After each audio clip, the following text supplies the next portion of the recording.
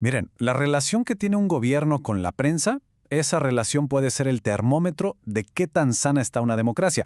Hoy vamos a meternos de lleno en esa dinámica, usando el caso de México, que es una historia de verdad fascinante, llena de control, de resistencia y de una transformación que sigue hasta hoy. Y bueno, para entender todo esto hay que hacerse una pregunta fundamental, ¿no? O sea, ¿cuál es el verdadero rol de los medios? ¿Son un contrapeso? ¿Un aliado del poder? ¿Qué son? Porque la respuesta a esa pregunta, que no es nada simple, es la que ha definido al periodismo mexicano por décadas. Y es que en México, la respuesta nunca ha sido un simple sí o no. No es una de esas historias de buenos contra malos.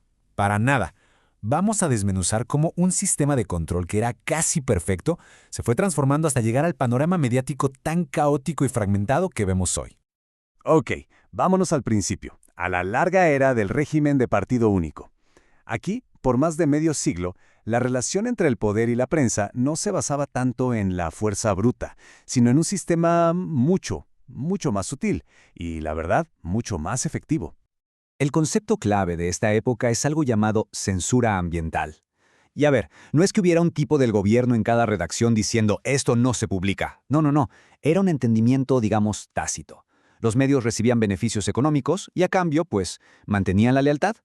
La autocensura era la norma, no porque los obligaran con una pistola, sino por simple y llana conveniencia. Y es que el control era, total. Una máquina perfectamente aceitada que lo cubría todo. Empezaba desde la materia prima, o sea, el gobierno controlaba quién tenía papel para imprimir. Luego usaba la publicidad oficial para premiar o castigar, creando una dependencia económica brutal. Encima estaban los pagos directos a periodistas. Y por si fuera poco, hasta controlaban quién vendía los periódicos en la calle. El sistema estaba diseñado para que criticar fuera más que peligroso, simplemente un mal negocio. Pero bueno, como dicen, no hay sistema que dure para siempre. Y este, que parecía de acero, empezó a cuartearse. Una serie de crisis muy profundas sacudieron al país y con ellas se llevaron de corbata ese viejo pacto entre los medios y el poder. Esta apertura no fue por buena voluntad, fue a fuerza de puros trancazos. Primero, la crisis de la deuda en los 80s le quitó al régimen la lana para mantener el control. Luego, la elección súper polémica del 88, eso rompió la confianza de muchísima gente. Y la tormenta perfecta llegó en el 94, un año de locura, que dejó el escenario listo para la histórica transición democrática del año 2000. Y lo más curioso es cómo reaccionaron los medios, porque no todos se subieron al mismo barco del cambio. La prensa escrita, que es más flexible, fue la primera que empezó a abrir sus páginas a otras voces, a la crítica. Pero la televisión, que era el medio más poderoso, hizo justo lo contrario. Se amarró todavía más fuerte a un régimen que ya se estaba hundiendo. Y con eso llegamos a la era moderna. Y aquí es donde la cosa se pone todavía más compleja. Porque justo cuando llega la democracia electoral a México, ¡pum!, explota el Internet. Esto no vino a arreglar las cosas, sino que creó un campo de batalla mediático completamente nuevo y mucho más fragmentado. Este número lo cambia absolutamente todo. Para el 2015, más de la mitad de la población en México ya estaba conectada. Esto significa que por primera vez había audiencias masivas y canales de información que se le escapaban por completo al control de los viejos dueños del balón. Pero que hubiera elecciones no significó que la prensa de repente fuera libre. Para nada. Lo que nació fue otra cosa, un animal distinto. El llamado modelo liberal capturado. ¿Qué significa esto? Que ahora el control ya no viene de un solo partido, sino de políticos de todos los colores y de grupos económicos que usan la publicidad y la presión financiera para capturar a los medios y asegurarse una cobertura a modo. Esto nos lleva a que hoy en día, en México, no se puede hablar de el periodismo como una sola cosa. En realidad, son como tres mundos distintos que conviven y que muy seguido chocan entre sí.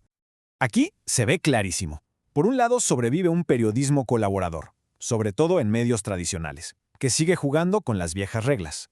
En el otro extremo, en las grandes ciudades, nace un periodismo responsivo, que es digital, innovador, súper riguroso.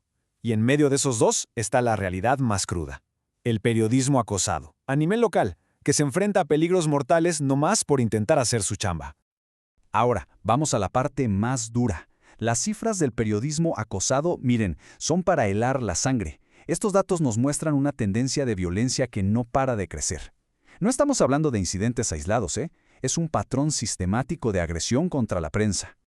Y ojo con este dato porque es fuertísimo. Cuando se les pregunta a los periodistas que han sido agredidos, oye, ¿de quién sospechas? El 77% no apunta principalmente al crimen organizado. La sospecha principal recae en los propios funcionarios públicos. O sea, la amenaza muchas veces viene de la misma gente que, en teoría, debería estar protegiendo a la prensa. Es una locura. Entonces, después de todo este recorrido, ¿por qué debería importarnos esta historia más allá de México? Pues porque no es solo una crónica de un país, ofrece lecciones universales sobre los retos que enfrenta la democracia en muchísimas partes del mundo hoy en día. Las lecciones son clarísimas. Primero, tener elecciones no es garantía de una prensa libre. Segundo, el control económico con la publicidad oficial puede callar bocas igual de bien que la censura directa. Tercero, la era digital es un arma de doble filo. Crea oportunidades, sí, pero también nuevos y graves peligros. Y quizá la lección más importante, la verdadera batalla por la libertad de prensa, la más riesgosa, se libra en las ciudades pequeñas y medianas, lejos de los grandes reflectores nacionales. Y todo esto nos deja con una pregunta flotando en el aire, una que aplica en todos lados. En esta época de avalanchas de información, de fake news y de amenazas constantes, ¿el periodismo todavía tiene la fuerza para fortalecer a la democracia o es una batalla perdida?